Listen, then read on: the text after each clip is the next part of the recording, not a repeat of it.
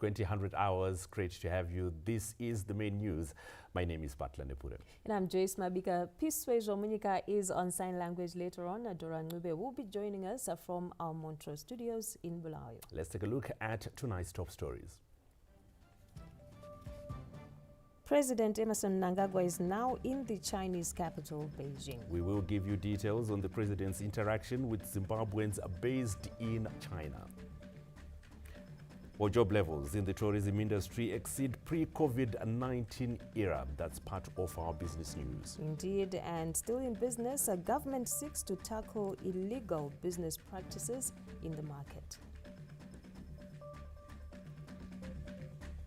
Well, later on, we'll look at our sport, where the Warriors are trooping into camp ahead of the 2025 Africa Cup of Nations qualifiers. But let's start, of course, with tonight's top story, which takes us to China, where President Emmerson Mnangagwa has arrived in the Chinese capital, Beijing, where he is expected to meet his counterpart, President Xi Jinping, this Tuesday. The head of state, who arrived in China last week, toured 3 provinces in the Asian giant before heading for the capital city. President Mnangagwa's first port of call upon arrival in China on Thursday last week was Shenzhen in Guangdong province, after which he toured Jiangsu and Hunan provinces. His tour saw him visiting the Nanjing Army Command College, where he did his first military training in the 1960s. The tour also gave him an opportunity to tour companies like Huawei and Build Your Dreams Auto Company. After winding up the tour of provinces outside Beijing, President Mnangagwa then headed for the capital city. He was received at the Beijing Capital Airport by Chinese Minister of Justice, Mr. He Rong. Soon after arrival in Beijing, the president met with the Zimbabweans living in China and updated them on developments back home and investment opportunities available. He thanked them for their remittances back home. The Zimbabwean diaspora, regardless of their domicile, has always been a source of pride to our nation. Your contributions to both our motherland and the global stage are invaluable. Your ethic of hard work, resilience, and innovative spirit have made a significant impact on various sectors, from business and technology to education and culture across the world. Wherever we visit, I'm informed by the leadership of that country that Zimbabweans are hard-working and honest in general. There may be a few wayward. Whenever I travel abroad, I hear good reports and commendations about your performance. Well done, Zimbabweans. Today's engagement is an opportunity for members of my government who are here to update you on the developments back home. Through this, you should also be able to see how you fit in and what you can do back home for the benefit of our country, the benefit of your families, and of course yourselves. I therefore urge all of us to utilize this platform to engage in fruitful discussions.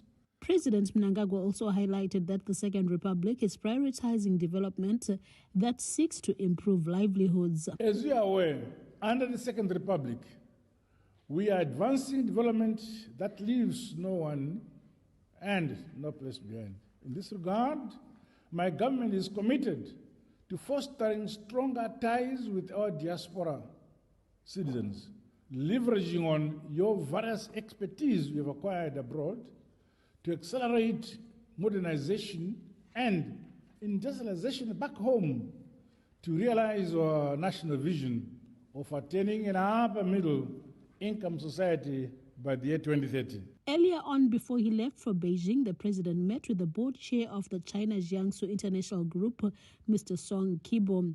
Jiangsu International Group, which is a presence in more than 100 countries, has cooperated with the Zimbabwean government and the construction of the Robert Gabriel Mugabe International Airport and the Victoria Falls International Airport. Mr. Kibo expressed continued support for Zimbabwe's development trajectory. Past May, our president of the company visited Zimbabwe. He found the country is doing very well. Prosperity and everything is good, and he wants to. And we just heard the president give us his vision for the country, and we would continue. We would like to continue to do our humble bit in that effort. Meanwhile, as he rounded up his tour in Jiangsu, President Mnangagwa visited the Nari Group Corporation, which manufactures power generation equipment. President Mnangagwa is expected to meet his Chinese counterpart, President Xi Jinping, this Tuesday to mark the official state visit. The two leaders are expected to discuss deepening cooperation between the two countries. Josephine Mugio, CBC News, Beijing.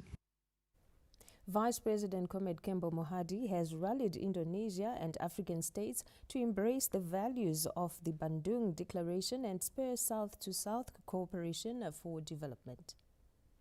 As Indonesia and African economies meet in Bali for the high-level forum on multi-stakeholder partnerships and the second Indonesia-Africa Forum, host President Joko Widodo lauded concrete partnerships between Indonesia and Africa, which have grown sixfold from the first IAF in 2018. It is very much regrettable that at a moment like this, international solidarity is actually weakening.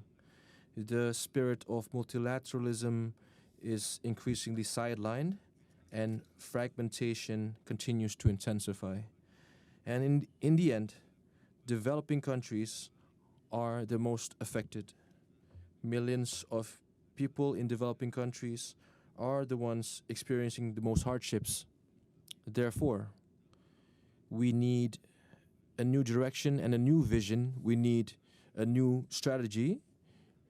We need new tactical steps to achieve fairer and more inclusive development. Vice President Kembo Mohadi, who is leading the Zimbabwean delegation, stressed the importance of revitalizing the Bandung spirit for the success of South-to-South cooperation. I would like to join other delegates in acknowledging that the theme of the Indonesia-Africa Forum 2, and I quote, Bandung Spirit for Africa Agenda 2063, unquote, is very inspiring and relevant.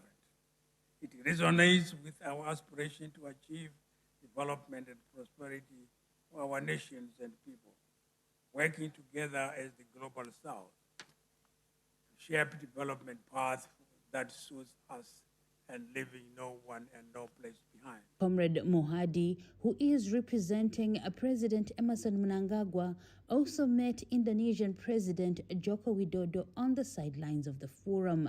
The two deliberated on Harare-Jakarta ties with the Indonesian president, citing the need to strengthen cooperation in trade, health, and mining sectors. Indonesia hopes investment protection agreement can enter into force as soon as possible. And I also seek your support regarding Indonesia's participation in the Zimbabwe government's project on the procurement of medicine. Second, on mining cooperation. At the moment, Indonesia is exploring lithium mining cooperation in Zimbabwe. And I will assign Minister of Energy and Mineral Resources to accelerate finalization of the MOU. Vice President Mohadi further stressed Zimbabwe's readiness to engage Indonesia. Comrade Mohadi went on to tour an exhibition taking place on the sidelines of the forum, where local trade promotion body Zimtrade is taking part. We have a lot in common. So that's what we're talking about. That's what we're trying to revive. And then we're also looking at areas that we lack, especially in Zimbabwe. What areas can we then try to have synergies with with Indonesia in terms of the production of items, or in terms of mining itself, because they are very good at beneficiating here. So we would also want them to assist us so that when we produce whatever we produce, be it agricultural products or mining products, we need to beneficiate them other than selling them raw. It was also an opportunity for Vice President Mohadi to highlight Zimbabwe's significant progress in boosting health infrastructure, manufacturing of pharmaceutical products, innovation in new medical products, and creation of digital platforms to facilitate access to health facilities in line with the African Union's Agenda 2063. Olina Nduri, ZBC News, Bali. Now, the Ndabambe family has paid tribute to the late national hero, Brigadier General retired Shadrack Ndabambe, who died last week, aged 67. The Ndabambe family says it has been robbed of a pillar of strength and towering figure following the death of Brigadier General retired Shadrack Ndabambe. Isu kwa Ndabambe, tarwaziwa zvikuru nokufa kwaita mukoma wangu Shadrack Ndabambe, comrade Shadrack Ndabambe, onozve angari Brigadier General ku army. Ndiye angari pillar wedu of everything. Kutibatsira pane zvese zvaiitika paupenyu hwedu, kusimudzira mhuri neavo vanenge vachitambudzika kuti mari dzechikoro dzoitwa sei, nevazukuru naanani naanambuya wedu, ndiye anga akatimirira. Children of the late senior army officer have fond memories of their father, thanking government for according him the highest honor in the land. Vaiva baba, norumwe rutivi vaiva tete, norumwe rutivi vasekuru vambuya zvese. Kudai nyangwe ndarasikirwa nababa, asi ndiri kunzwa kufara kuti nyika yagona kurangarira contribution yakaitwa nababa kunyika ino. Munhu anga ane rudo rwakanyanyisa kwatiri semhuri neextended family. Dede aiva munhu wekuti anga asingati zvekuti kusarudza kuti ndekwaningi kana kuti ndekwaningi. Family was important to him.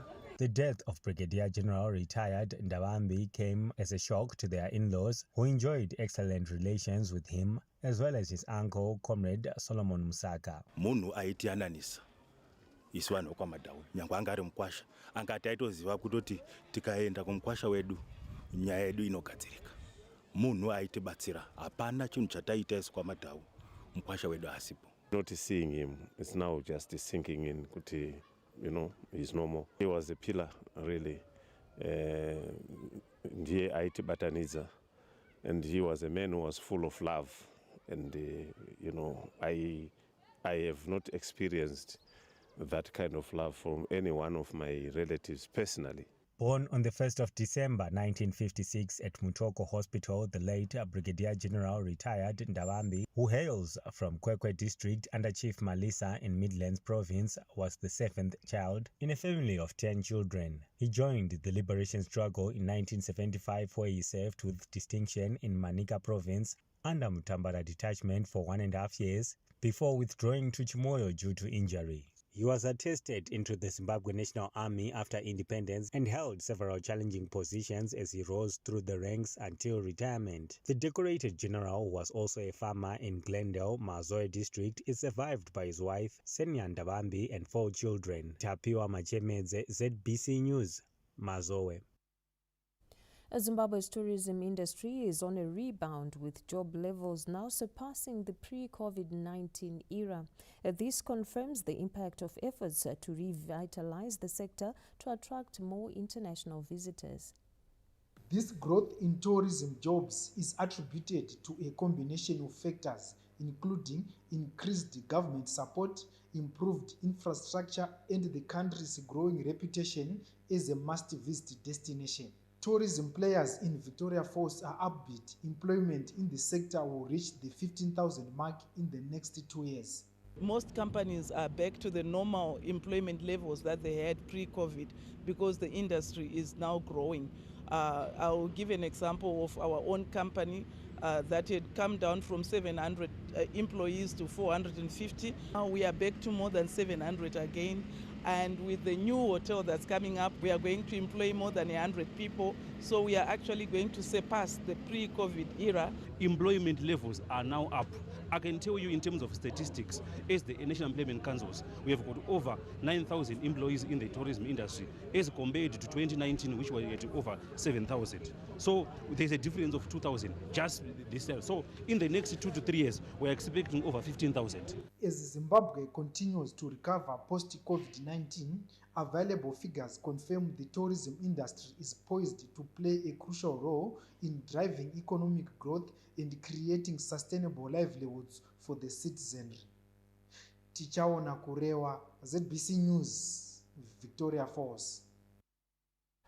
Now, the establishment of agro shops is providing social safety nets for the vulnerable, while also fostering price stability on basic commodities.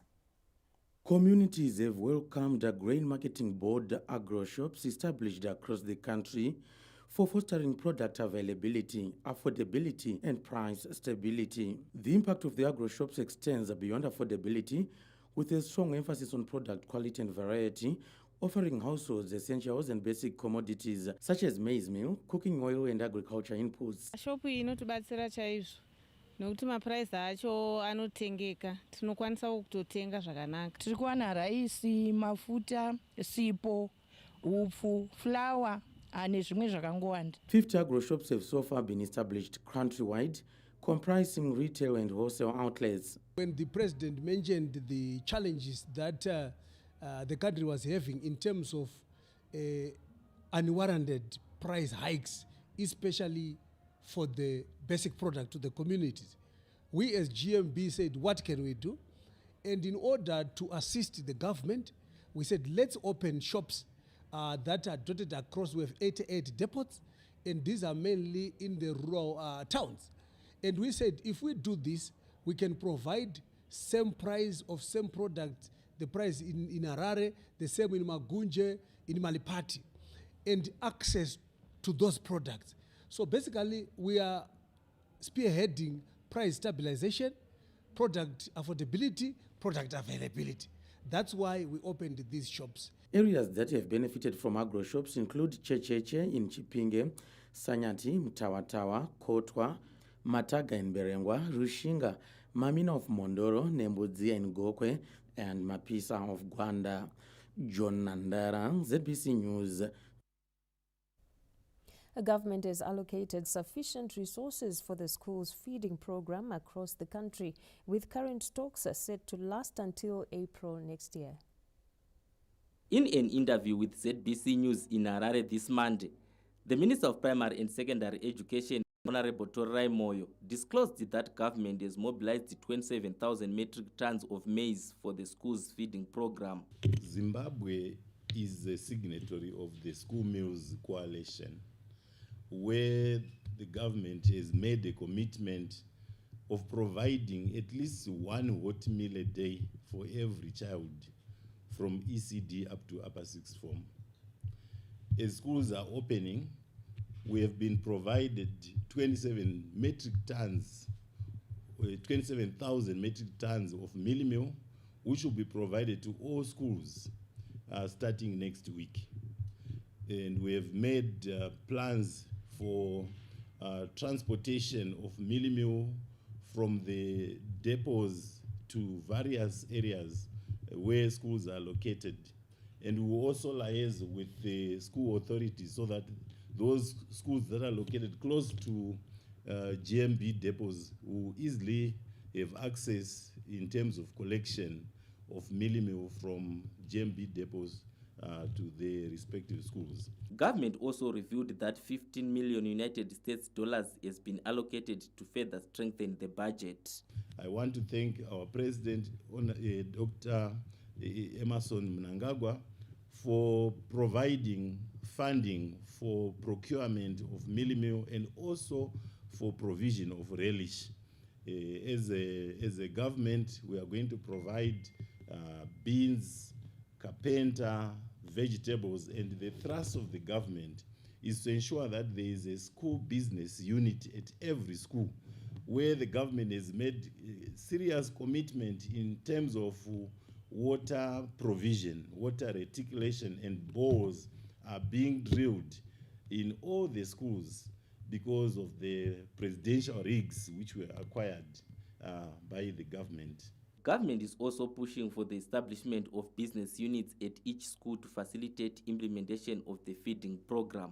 Schools open for the third term on Tuesday next week. Tarai Maduyu, ZBC News, Harare. On the other hand, Zimbabwean students are coming up with cutting-edge innovations in line with the national development aspirations as young minds develop artificial intelligence-based solutions for the country. In a significant step towards harnessing the power of artificial intelligence in Zimbabwe, local developers are rolling out innovative and localized AI solutions. On the software, artificial software engineering, I was more concentrated on the retail application where clients can buy groceries online and using different technologies. I'm currently studying computer science at the University of Zimbabwe.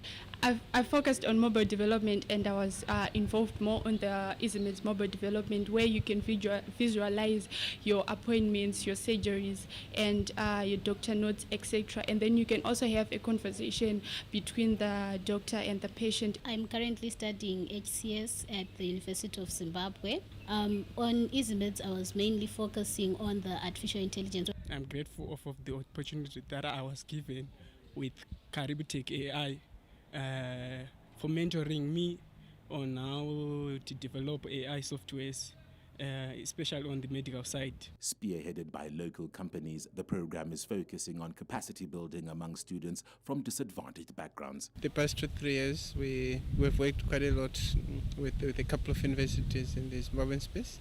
University of Zimbabwe, for instance, Chino University, NAST University as well, and Bindura University. So what we've done with most of these guys is we got quite a lot of technical support from IBM and also Microsoft as well, in terms of resources and also in terms of maybe knowledge as well that we also didn't have in the AI space. But what's important is we actually were able to assemble a team not just on the Zimbabwean side, but also on the South African side. By leveraging AI technology, Zimbabwean industries are expected to enhance their competitiveness, drive innovation, and create new opportunities for growth and development. Farai Gwaze, ZBC News, Harare. Meanwhile, government is pushing for the finalization of the second phase of the digitalization project as it moves to cover the information gap that is now below 50%. Of key importance is the full and final implementation of Zim Digital Phase 2. Another renewed call to action, government has directed the reactivation and acceleration of the second phase of the digitalization project to improve information access to all parts of the country. At a Transmedia Board meeting convened in Harare this Monday, the Minister of Information, Publicity and Broadcasting Services, Dr. Jenfen Muskwere, noted the urgency of the project. The Transmedia Board's major task is to ensure that the second phase of the Zim Digital project becomes a success by ensuring that we develop and deploy the correct advanced technological systems and architecture in order for us to ensure that we leave no one and no place behind. Government is emphasizing growth in the digital economy as one of the key pillars anchoring national vision of an upper middle income economy by 2030. Ensure that we have information security through the deployment of Zim Digital Phase 2. The effectiveness of a state is in its people. So I expect the Transmedia Board to give the correct strategic business direction. Yes, this is an institution that has been born out of the liberalization of the media industry in order to allow other commercial and other private players into the mainstream media industry. The Transmedia Board acknowledged the current gaps with a commitment to improving geographical accessibility. So it's incumbent upon us to close that gap by completing the digitalization project. And we are very clear, Honourable Minister, on what to do. We are very clear, Honourable Minister, with the plans that are already in place. We're very clear on what gaps exist within the digital transmission terrestrial solution, and as well as the FM radio station gap that is there. 18 new transmitters were installed across the country in the first phase of the digitalization project. Government is targeting to improve this figure amid revelations that plans to finance the project are already in the pipeline. Theophilus Chuma, ZBC News, Harare. Elsewhere, political analysts say that the forthcoming ZANU-PF National People's Conference theme dovetails with government's priorities towards improving citizens' livelihoods. The ruling ZANU-PF party convenes annually to deliberate on ways of strengthening its structures and come up with critical decisions. This year's annual National People's Conference is set for Bulawayo from the 22nd to the 27th of October under the theme Industrialize, Modernize towards the attainment of Vision 2030. Political analyst Mr. Lazarus Sauti said the theme speaks to government's developmental trajectory, which has seen the rehabilitation of roads, modernization of key infrastructure, and improvement of the agricultural value chain to ensure food security. The government is committed to lift the lives of ordinary citizens. In this country, we are working towards improving people from resource-rich communities so that they can benefit in terms of jobs, in terms of not only employment creation, but also in terms of infrastructural development. Another political analyst, Mr. Elton Ziki, said the theme resonates with the aspirations of the First Secretary and President of the party. ZANU-PF's National People's Conference wants to speak to conscientizing and increasing the level of appreciation in order to address issues of macroeconomic fundamentals that have to do with the sustainable approach to productivity and methods that are modern to ensure that this economy is resilient to meet the needs of the nation and its people. The ruling party's National People's Conference attracts thousands of delegates from party members, captains of industry, diplomats to government officials with a view to strategize and achieve national aspirations. Bruce Chawanda, ZBC News, Harare. The First Lady, Dr. Auxilia Mnangagwa, is hosting the inaugural First Ladies Boys Camp to engage and interact with young boys, empowering them with skills and teachings on several topics that affect the boy child. As part of her efforts to mold morally upright and empowered boys, First Lady Dr. Auxilia Mnangagwa is hosting the inaugural First Ladies National Boys Camp, currently underway, to engage and interact with young boys, empowering them with skills and teachings on several topics which affect the boy child. The boys are being taught several household chores, including cooking, and are also undergoing lessons on grooming and deportment, goat slaughtering, and personal hygiene, among others. The boys, who were drawn from the country's 10 provinces, are in the company of their teachers, and they are receiving teachings from Amai Mnangagwa and other experienced facilitators, including traditional chiefs and Chaplain Christine Piri from the Zimbabwe Prisons and Correctional Services. Catching them young, the camp targets primary school learners from grades 4 to 7. The camp comes after the success of the First Ladies Girls Camp, which was held recently. Setting the tone for the day, the students took their bath before they had their breakfast, which was prepared and served to them by Amai Mnangagwa. The First Lady also tasked the boys to mop the floors, clean tables, and wash dishes after breakfast. Upon noticing that the children were not doing it to perfection, Amai Mnangagwa assisted them, demonstrating to the boys how to thoroughly do the chores. The Mother of the Nation also taught the boys how to cut cabbages, tomatoes, and meat in preparation for lunch. Dr. Mnangagwa then proceeded to address the boys, enlightening them on what the camp entails. She implored them to be ambassadors of the First Ladies Boys Camp, who will cascade what they would have learned to their peers in their respective provinces. Amai addressed participants on the negative effects of romantic relationships and drug and substance abuse. Dzidziso tayari nayo zvakare ndeyekuti vana tinoda kuti vana vazive kuti vakakosha sei tinovaisa panzvimbo ipi kana tiri mumhuri.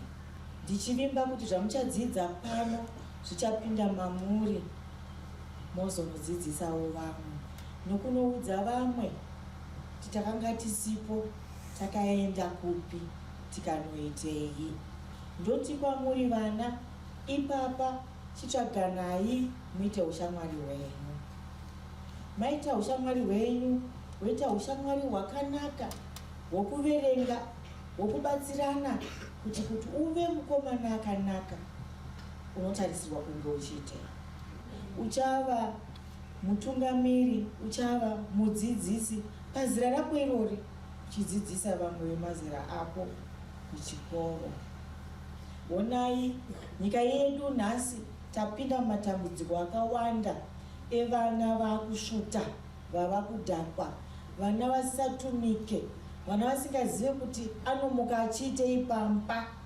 Mwana anoramba kuti baba vakamuita ati handidi, akanzi namai ndibatsire chekuti hana. Uchava mwana akanaka anoziva kuti pamba panotsvairwa, pavamuka panowarurwa, chavadyira chinosukwa, pavadyira panotsvairwa. Dr. Mnangagwa, who underscored the importance of personal hygiene, also held an interactive session with boys on the characteristics of a good friend. Atikone muri mumadrugs kana wagona kusarudza chii shamwari yakanaka ndiyo yakaita sei. You must look at their behavior, the way they do their things in life. To look for good friends, you yourself should be a good friend. A good friend, munhu anenge respect, wakarespecta vanhu, iwe futi anokurespecta. Unototarisana kamupfekero, nekuti kamupfekero kanotodescribe zviri kumba. Always use wisdom. Nekuti kune dzimwe shamwari dzinoona kuti kana wawira matambudziko dzinokusiya. Unoona vanhu vachinyanyanya kuno vanhu vane mari wozopedza kutora madrugs. Achisiya munhu anenge ane good behavior, asi nekuti kumba kwako usina mari. Chaplain Christine Piri from the Zimbabwe Prisons and Correctional Services also weighed in on the dangers of being involved in romantic relationships at a young age. Amai vari kutidzidzisa kuti be mature first. Number 2, amai vari kutidzidzisa kuti iwa ne-relationship kana wa an empowered boy. She also engaged the children in an interactive session, asking them their thoughts on the right age to be involved in romantic relationships. During the course of the day, boys had an opportunity to learn valuable life lessons through the GOTA program.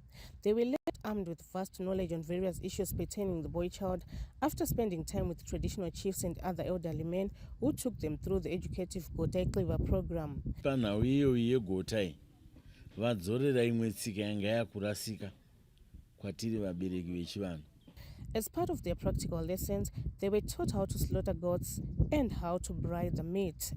After the GOTA Cleaver session, participants outlined the benefits of the program, citing that some of them do not have such opportunities at home. Nhasi makuseni tamuka tageza tarongedza tichidzidziswa naamai zvese izvi takamboenda kuma-exercise amai vachitiudza kuti munhu wechikomana unofanira kugara wakagwinya. Know how to do your jobs. You have to help your fathers and your mother to do your house chores. Umama uphinde wasifundisayo ukuthi sibofunda kuhle singabhanki isikolo, sibokhetha abangane abahle, sibe abantwana abahle simlalele, uthe singabothanda amankazana sisesebancane nemademo. Activities lined up for the children during the one-week-long camp include sports, career guidance, grooming and deportment lessons, talent shows, poetry competitions, traditional games, catering and baking, among other activities. Colette Msanyera, ZBC News. Well, I've learned a couple of lessons from these interactions. Remember, these and more stories are available on our website at www.zbcnews.co.zw. We're also available on social media. You can go on all platforms. Just look up ZBC News online and you'll be able to get everything that is taking place. Not just the news, but of course also other products that are being produced here at the station. Indeed, and still to come in this bulletin, in business news, a government seeks to tackle illegal business practices in the market. Later on in your sport, we look ahead to the 2025 Africa Cup of Nations qualifiers. Who has joined camp and what are they doing? We'll be giving you the latest on that and more. Indeed. We're off to a break. Stay with us.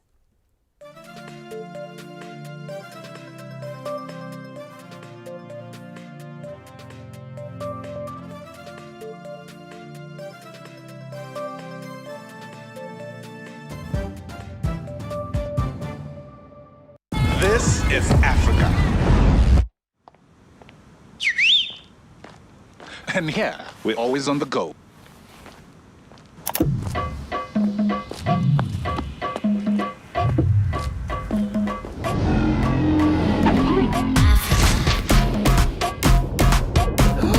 Whoa. There you go. Très bien. So when you're ready to go, let's go!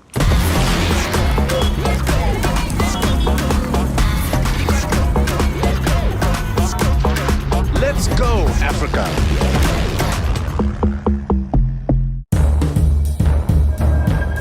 Attention, travel and tourism industry professionals. Get ready for the Sanganai Hlanganani 2024, Africa's premier business exchange, happening September 12th to the 14th in Bulawayo at the ZITF grounds.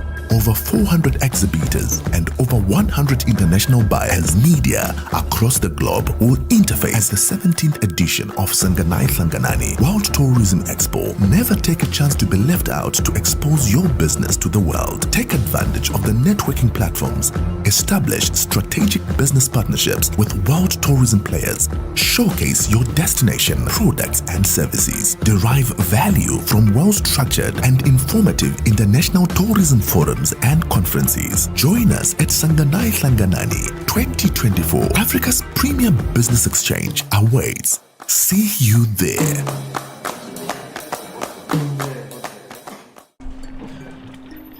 Shark on the line. He took my fish. Did you see that? I just was like, what? I really want you to find someone nice who would mean the world to you and make you so happy. Bernardo Silva, Stones, Foden, a little bit of time. Oh, what a shot! What a goal! What a player! When I started out, life was tough. The borehole was far from our home, but we had no other choice. Although it was hard, I learned I was not alone. The other women supported me. They helped make the burden a little lighter. But I was determined to build a better life for my family. I started my own small business. We moved to a better house, and slowly, very slowly, life got better. Today, my business is thriving, and I'm able to provide for my family. What we experienced made us who we are today. And I'm grateful for the friends who are there for me. After all, we all need a friend. Zimgold, your trusted friend.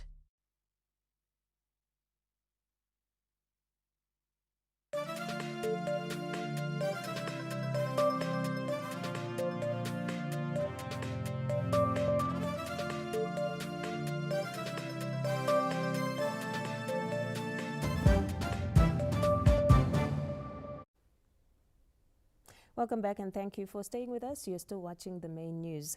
A former Citizens Coalition for Change leader, Nelson Chamisa, has been accused of allegedly conspiring with Harare city councillors and other high-ranking officials in the opposition outfit to disturb the presidential title deed and regularization program. Instruction regularization yakabva kuna President Chamisa, bvunzai Denford, bvunzai Kudzi, bvunzai Gotora, bvunzai anodhani. Who is this other? Bvunzai Mayor, Mamafume. This audio was played before the Commission of Inquiry into the governance of the Harare City Council this Monday. In the audio, Harare City Council Audit Chairperson Councillor Blessing Duma is allegedly head directing CCCC councillors to counter the presidential title deed and regularization program. Duma is heard claiming the instruction came from former CCCC leader Advocate Nelson Chamisa to fast-track regularization of stands in a bid to manipulate the outcome of the August 2023 general election results. I was saying to the councillors, the instruction from the opposition is there, from the ruling parties, there, all those who are fighting, that people who will get somewhere to stay. You are fighting both your principals, both with Triple C and the President of the Republic. That was the address. It's actually longer than that. The commission also exposed the Harare City Council for illegally regularizing the Cobra paddocks against the dictates of the Environmental Management Agency. There is a part that had an environmental impact assessment certificate of that same farm, of Cobra farm. Yeah. So the committee would go through the reports, and the applicants that would have come through the district offices. So we would say, when we are moving around, even without knowing, we ask the town planner, who was Mr. Nyamesa, what is there on this site while you still moving? Duma also dropped another bombshell when he admitted that he did not have the requisite qualifications to head the audit department before claiming that a national identity card was good enough. The 5-member Commission of Inquiry, which is chaired by retired High Court Judge Justice Matthews Cheda, was appointed by President Emmerson Mnangagwa this year to probe the operations of Harare City Council since 2017, amid widespread governance failure by officials at Town House. Peter Chivima, ZBC News, Harare. Now, government has called on Zimbabweans to be vigilant in the face of an Mpox outbreak in some African countries, including neighboring South Africa. In a statement, the Minister of Health and Childcare, Dr. Douglas Mombeshwara, called on Zimbabweans to be on high alert and take preventive measures, which include practicing good hygiene after contact with infected animals or humans. He also urged the public to avoid contact with animals that could harbor the virus and isolate infected patients from others who could be at risk of infection. Symptoms of Mpox include fever, rash, headache, muscle ache and backache, swollen lymph nodes, chills, exhaustion, and respiratory symptoms such as sore throat, cough, and nasal congestion. Dr. Mombeshwara also confirmed that no case of Mpox has been recorded in the country, adding government is monitoring the evolving situation. The public has also been urged to report any suspected cases to the nearest health facility as soon as possible. Let's now cross to our Montreal studios, where Dora Ngwe is on standby with bits of the bulletin. Dora. Good evening, Butler and Joyce. Many thanks for taking us on this far. And in our next report, smallholder farmers are championing conservation and restoration of wetlands in Hwange to mitigate the impact of climate change. Finding hope in the middle of a crisis. These smallholder farmers under the Kasiwo Integrated Catchment Project in Hwange work round the clock, utilizing water from a nearby wetland. The wetland has become a prized resource that has given lifeline to over 200 smallholder farmers, acting as a bulwark against drought induced by the El Nino weather phenomenon, which affected the maize crop last season.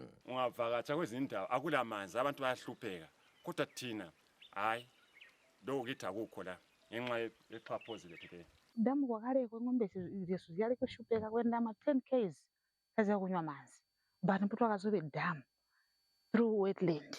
Theirs is a story anchored on the effectiveness of wetlands as a resilience tool in fighting hunger. Ahead of the 29th session of the Conference of Parties meeting set for Azerbaijan in November this year, protection and preservation of wetlands is one of the key areas of focus anticipated to be discussed at the Global Environmental Platform. This year we didn't have much of the rains, but the community is still able to get the water from the wetland. The livestock is still benefiting. And the wet dam is still almost full. Through the Environmental Management Agency, government is emphasizing restoration of wetlands and forests, with available statistics showing over 320,000 hectares of wetlands have so far been rehabilitated across the country. Theophilus Chuma, ZBC News, Harare. Government and its development partners have stepped up efforts to ensure vulnerable communities have access to water and food in the face of the El Nino-induced drought. We get more from Masungo Bureau Chief, Messi Bofu.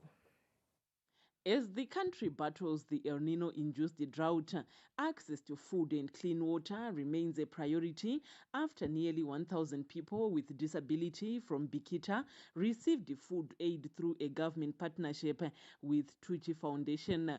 The organization is also rehabilitating boreholes in the area. Kuuya kwavaita nechirongwa chokuti pachikafu nezvibhorani zvedu zviri kumutswa tiri kuona zviri kugadzirwa tichadiridza mirivo tigogona kugara zvakanaka pamwe chete nemhuri dzedu dzichiwana chikafu. Nhasi uno tisitatotanga kupuwa chokudya ichi nepurogiramu iyeyi yakasosiwa naivo MP wedu naivo president wacho sokutaura kwavanoita vachiti hapana munhu uchafa nenzara, hakuna munhu uchasiwa kumasure. Tinozvitenda tozvikudza zvirambe zvichiwedzerwa. Kuburikidza neugama hwakagadzirwa nababa Mnangagwa neTuchi yekutaiwan zvatibetsera kuti gore rino igore renzara, asi vanhu vari kuwanikwa vachipiwa chikafu, kunyanya vanorarama neurema nevari less privilege vasingakwanisi kuzviitira. Area legislator Honorable Daniel Makusha and the provincial leadership applauded government for the food aid program. Vasinawo choviri vari kupuwa chikafu pano neorganization inonzi Tuchi. Organization iyi anounzwa napresident wedu waMnangagwa ndovanounza maorganization awa. Isu vanawo sema MP tizonokumbira zvatokumbira maorganization iwawo tichipuwa. Vona vakabatana neorganization iri kutsigira futi chirongwa chababa vaMnangagwa chokupa vanhu chikafu, asi pano paitwa zvinhu zvinoshamisa nokuti papuwa hama dzedu dzinorarama neurema. Tucci Foundation is even more eager to assist vulnerable communities. Mutuchi organization chinangwa chekutanga ndechekudzidzisa vanhu pachena, chechipiri ndechekurapa vanhu pachena, chechitatu ndechekupa charity. Sekupa kwataita nhasi chikafu chatapa mavulnerable atambira nhasi. Government is implementing various programs to ensure food security, including the food distribution program, winter wheat project, irrigation development, and the livestock fodder program. Ms. Martina, ZBC News, Bikita. The ruling Frelimo party of Mozambique has taken its campaign trail to Mutare as the party seeks to reach out to over 33,000 voters in Zimbabwe. With the Mozambican elections drawing closer, the Frelimo party, which launched its Zimbabwean election campaign in Bindura last month, has taken its mobilization drive to Mutare as it rallies support for its presidential candidate, Comrade Daniel Francisco Chapo. Frelimo head of delegation and Central Committee member, Comrade Dusi Jemo, is confident of a resounding victory for a party ahead of the October 9 polls. We are preparing our elections through this campaign that is taking place in Mozambique and in other 9 countries in diaspora, where we have a number of Mozambicans that are going to vote. We've already had them registered. They have their voters card and they are ready to vote, but it's important to let them know how to vote. Frelimo party chairperson in Zimbabwe, Comrade Araush Thomas Mafupe, expressed gratitude to the support from ZANU-PF, adding his party is seeking to reach out to over 33,000 Mozambican nationals in Zimbabwe. Takaparura chirongwa checampaigning musi wa 24 August kubindura. Tikauya zvakare Marusape, tikapinda iye nhasi uno muno maMutare, vamwe vari kuchitungwiza kuEpworth. Tichatenderera nyika yose tichikampena, sezvo muri kuziva kuti muno tine more than 33,000 vanhu vakanyoresa kuvhota. The ruling ZANU-PF party has pledged its support to its sister liberation movement. Independence yeZimbabwe yakabarwa kubva muindependence yeMozambique. Zimbabwe neMozambique chinhu chimwe chete. Vamwe vanoti matwins, isu tinoti maSiamese twins. Matwins akajoinana ndio ukama huripo. Saka nhasi tiri pano kusapota Frelimo mucampaign yavo yavari kuita. Frelimo neZANU-PF zvinoshanda pamwe chete. Vakatisapota mukusunungura nyika ino yeZimbabwe. Ende isu tinoramba takamira navo. Tiri kukurudzirawo vagari vese vakuMozambique vari muno muZimbabwe vakarejista kunovhota kuti musi wa9 vese vabude vaende vanovhota. Isusu seZANU-PF, we can't afford to Frelimo.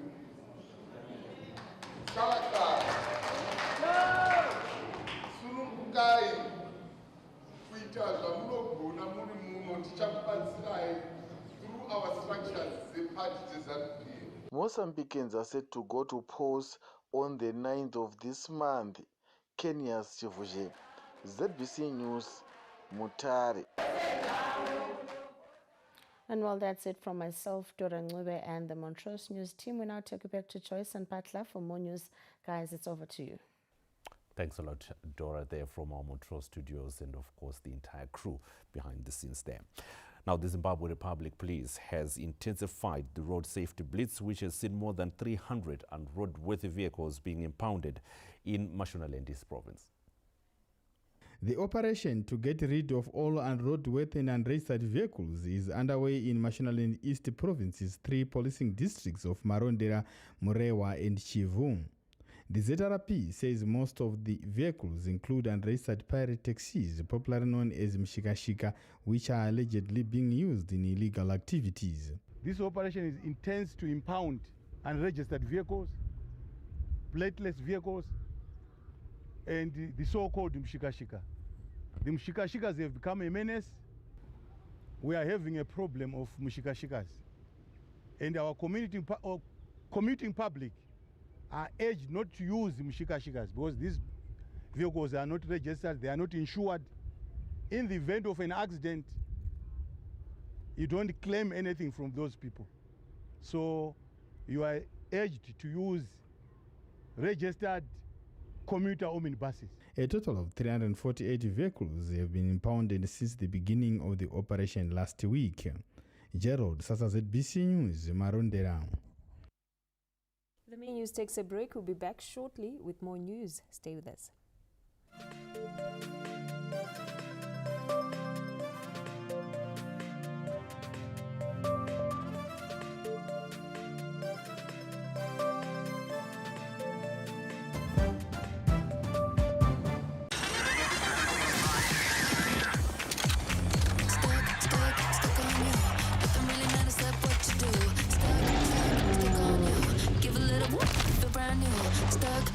Stuck on you.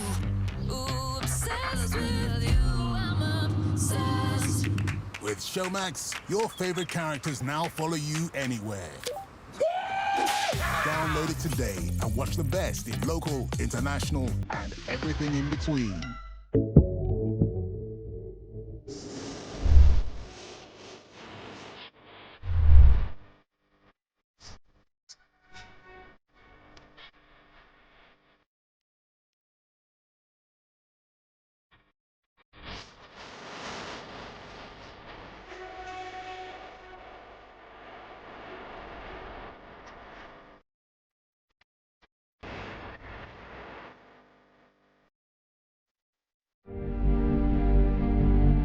ZBC Current Affairs, thriving for excellence and perfection in setting the agenda, shaping the Zimbabwean story and sustaining the narrative through detailed analysis and discussions, bringing to you polished live coverage of national events. We are ZBC Current Affairs, delivering to you the national budget, live parliamentary debates, independence, Heroes Day and Defense Forces events. We bring you insightful documentaries, special programs, and thought-provoking debates. ZBC Current Affairs. We are definitely Zimbabwean, telling an accurate, balanced, and unfettered Zimbabwean story. Get ready. All in one place. Introducing the new Zim Digital Decoder so you can enjoy more in full HD for free without monthly subscriptions. You can now get to enjoy Zimbabwe's best and new TV and radio channels on the Zim Digital Decoder countrywide. All you need to do is purchase your Zim Digital Decoder for $25 or Zig equivalent. This is a once-off payment for the decoder, no monthly subscriptions. Hurry and get your Zim Digital Decoder at Transmedia Offices, Broadcasting Authority of Zimbabwe, Kingstones, Ground Floor, Harare, and all TV broadcasters.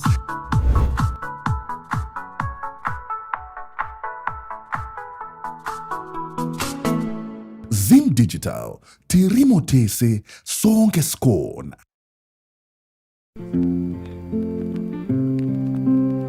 Yeah.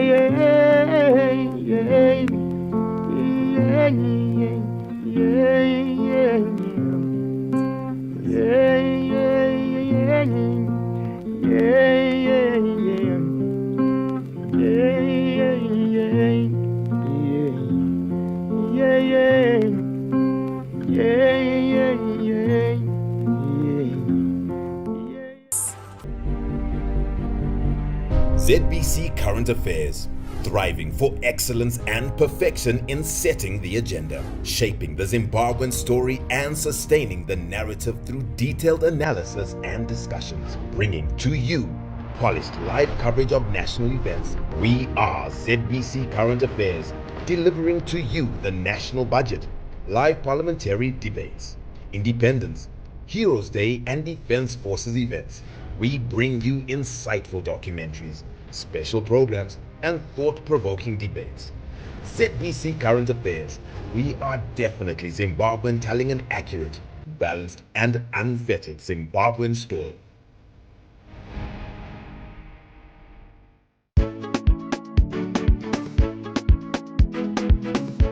Makorokoto matenderwa makorokoto.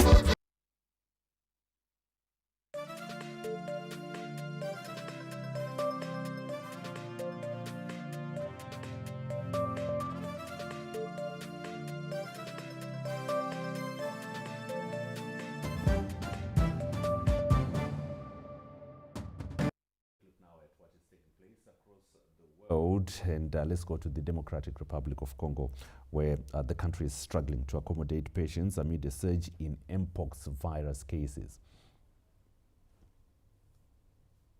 Mpox patients are flocking to a local hospital in Kavumu town in Eastern Democratic Republic of Congo, leaving the medical facility struggling to cope amid shortages of drugs and space.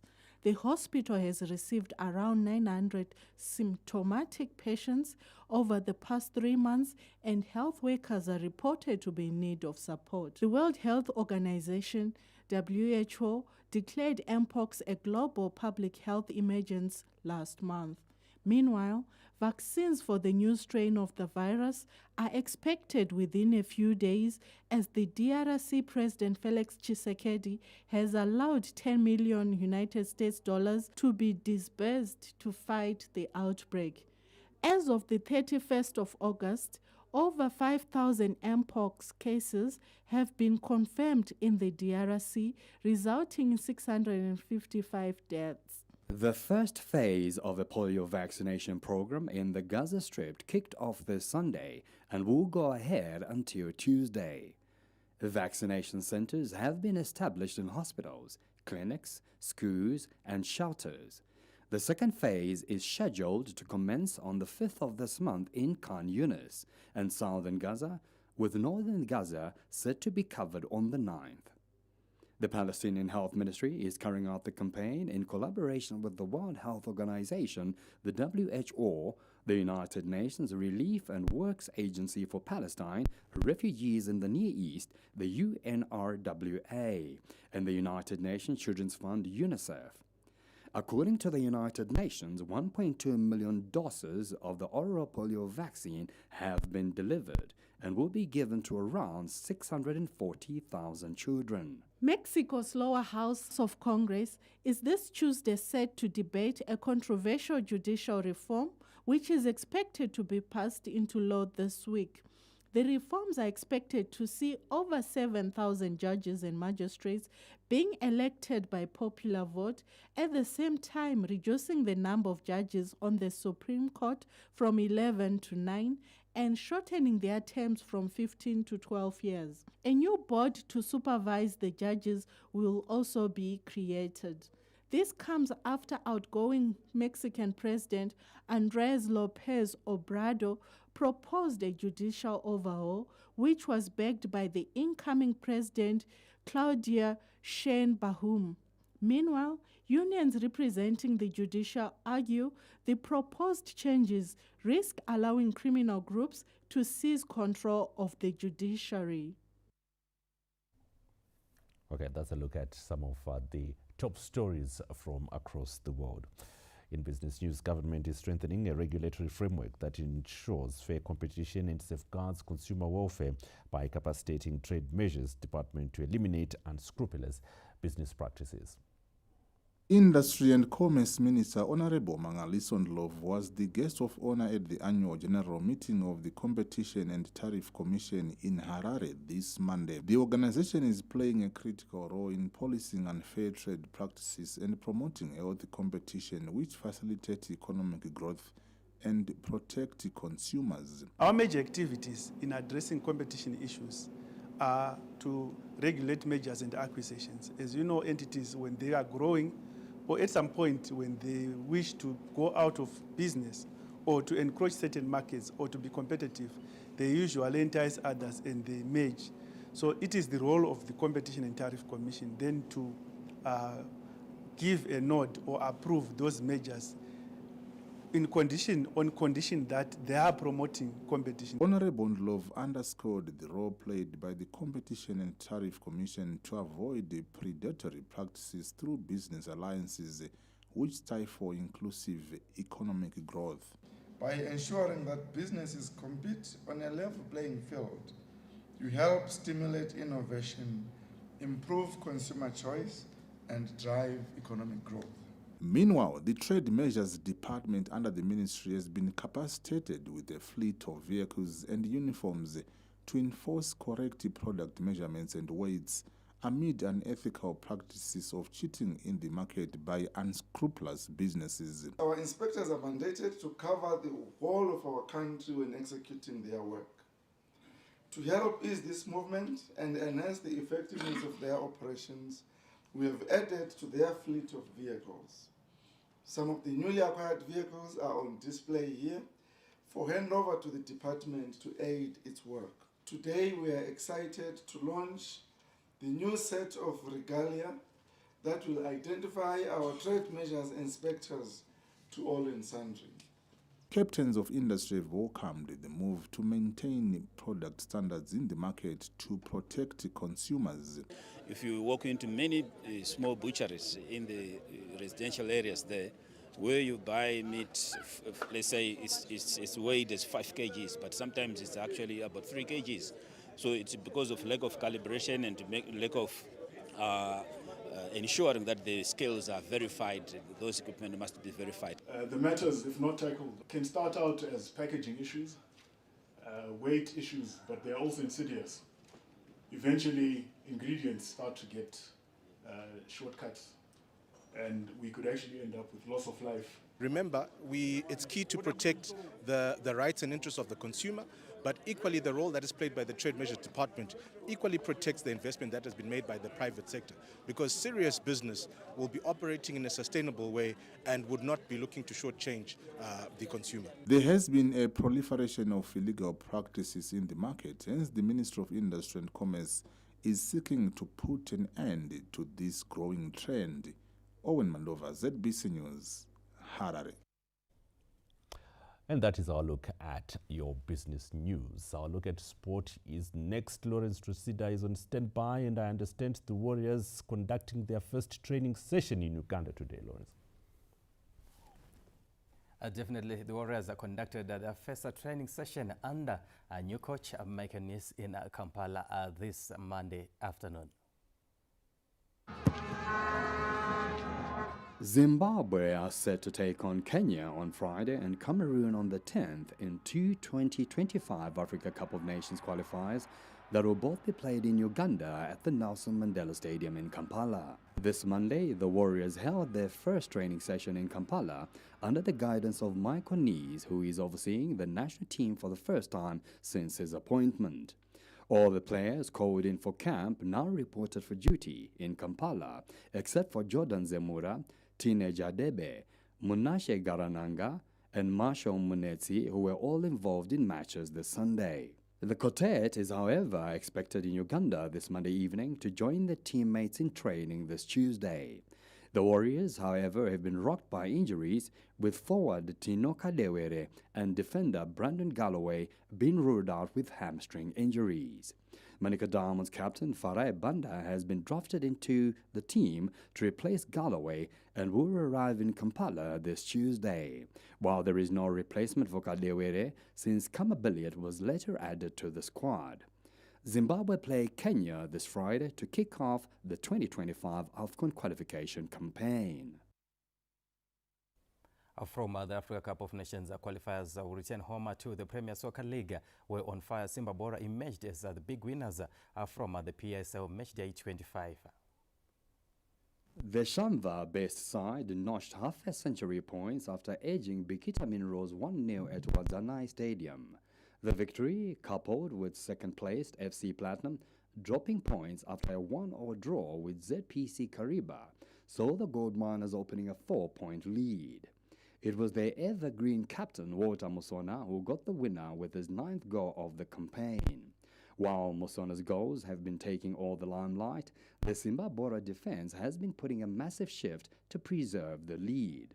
The Simba Bora three-man defense has been rock solid, letting in just 18 goals and conceding just 3 times in the last 10 games. While it is a team effort, 21-year-old centre-back Ishe Anesu Mauchi has stood out, flanked by veterans Blessing Moyo and Webster Tafa. The former volleyball player has been churning out solid performances at the heart of the Simba Bora defense, and his form has seen him being recognized by national team coaches after participating at the 2024 COSAFA tournament. Blessed with huge physique and athleticism, the young centre-back has complemented the 2 senior partners at the heart of the Simba Bora defense. FC Platinum might be down, but not out, after risking a point through a Wilfred Muvirimi added-time equalizer to stay within touching distance of Simba Bora. Defending champions Gezi Platinum Stars are still in it, after a 2-0 victory over Yada. The light is, however, slowly dimming on Bulawayo Giants Highlanders, whose hopes of securing the title are slowly fading away after falling 2-1 to Arentos, leaving them 12 points behind Simba Bora. Simba have 50 points, followed by FC Platinum on 46, with Ngezi Platinum Stars third on 41 points with the game in hand, while Highlanders on 38 points conclude the top 4. Wange were the biggest winners at the other end of the log after edging Chikanin 1-0. The victory was their third in the last 5 matches, and during that period, only Simba Bora have won more points than Wange. Chipangano are now 23 points, 2 behind Tel1, who occupied the last relegation place. Chaguru Pirates continue to drop points after a 1-0 defeat to Dynamos, while RNL were inactive after their match against Monica Diamonds was postponed on compassionate grounds. Okay, that's all we managed to have for you on Sports News this evening. It's now back to the main desk. Thanks a lot, Lawrence Trusida there, our look at your sport. And of course, this has been a presentation of the main news. Be sure to join us again tomorrow for more. On behalf of Joyce Mabika and Piswe Romunika on our sign language desk, it's a good evening.